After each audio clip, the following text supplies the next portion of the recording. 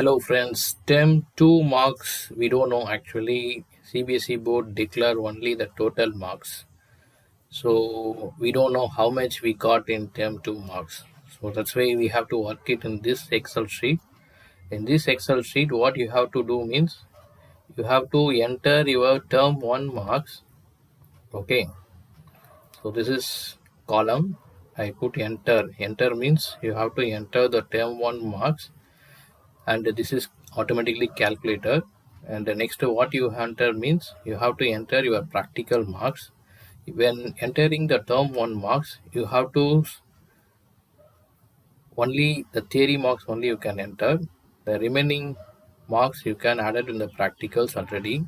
Okay, so next you have to enter your total marks. The total marks you have to enter.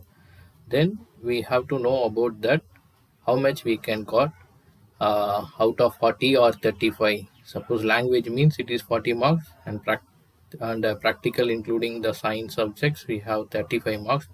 So this is English, it may be the 40, and this is also max also 40, and physics 35, and chemistry out of this we can write like that 35, and physical educations that also got 35.